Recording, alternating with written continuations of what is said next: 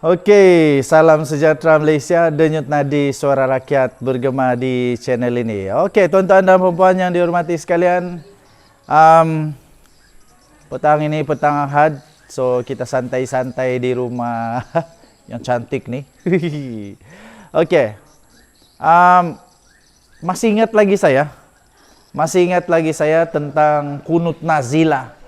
Kunut nazilah yang waktu itu telah dibacakan oleh Perikatan Nasional, geng-geng Perikatan Nasional di mana tahu?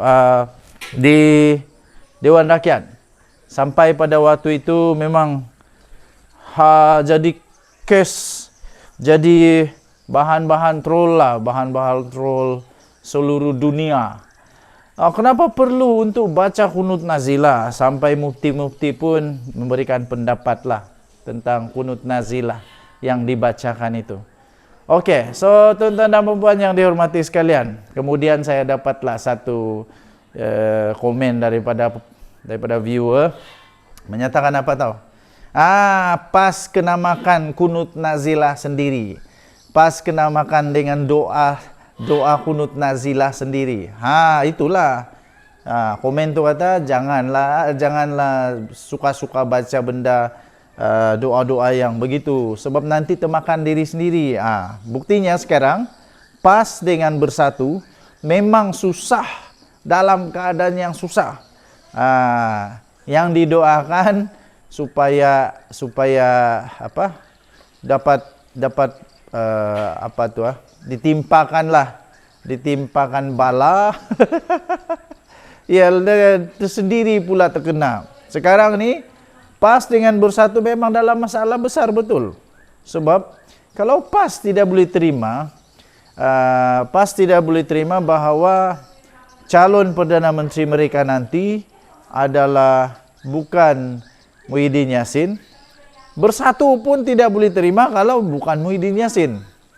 Malah Parti Gerakan pun menyokong bahawa Muhyiddin Yassin masih patut menjadi poster boy. Apa maksud poster boy? Maksud poster boy adalah dia masih adalah calon Perdana Menteri. Begitulah, menjadi calon Perdana Menteri.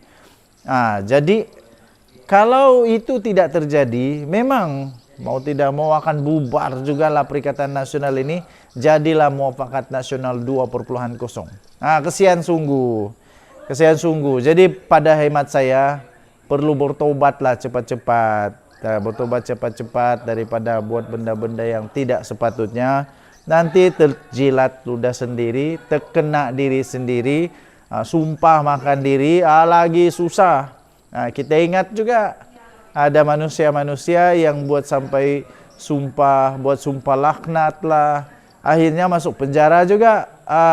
Dan lebih kesian lagi, mungkin itulah dia punya kifarah kerana membuat sumpah laknat. Sekarang ini bukan makin menang kes dia, makin teruk lagi. Sampai terpaksa mohon maaf kepada semua rakyat Malaysia. Aduh. Kesian sungguh, kesian. Jadi adakah itu semua tadi itu persoalannya sebenarnya. Adakah sebenarnya PAS sekarang ini sedang menuai doa kunut sendiri? Aduh, kesian. Okey, denyut nadi suara rakyat bergema di channel ini. Sila tinggalkan komen anda. Kita jumpa lagi. Selamat petang Malaysia. Kita jumpa lagi. Bye-bye. Salam sejahtera Malaysia, denyut nadi suara rakyat bergema di channel ini. Tuan-tuan dan puan-puan yang dihormati sekalian,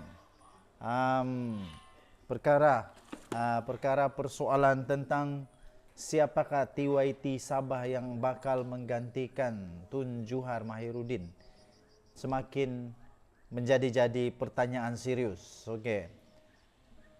Antara yang mau dilihat, mau dicadangkan oleh rakyat adalah Pairin Kitingan untuk menjadi TYT Sabah.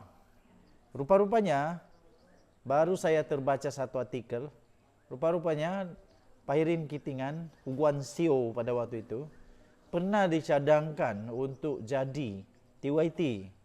Tapi baru saya baca juga rupa-rupanya secara convention, walaupun tidak ada ditulis secara jelas di dalam Perlembagaan Negeri Sabah apa status agama TYT yang sepatutnya untuk menjadi TYT. Tetapi menurut tulisan itu, menurut artikel itu, secara convention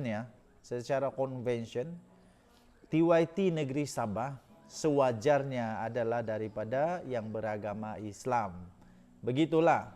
Jadi kalau itu diambil sebagai satu pertimbangan khusus untuk TYT Sabah, makna kata Pairin Kitingan sebenarnya ada juga peluang untuk menjadi TYT Sabah. Cuma secara konvensionnya sewajarnya, baru sewajarnya, tidak semestinya wajib begitu. Sewajarnya mesti beragama Islam. Kerana TYT Negeri Sabah ni sebenarnya adalah wakil, boleh dikatakan, diandaikan, boleh disamakan atau boleh diparalelkan. Dia adalah seolah-olah wakil kepada Seri Paduka Baginda Yang di-Pertuan Agong untuk mentadbir agama Islam di tempat-tempat yang tidak ada sultan, tidak ada raja. Jadi mewakili di Pertuan Agong. Jadi secara tidak langsungnya itu mestilah dalam konteks beragama Islam, begitu. Cuma tidak semestinya.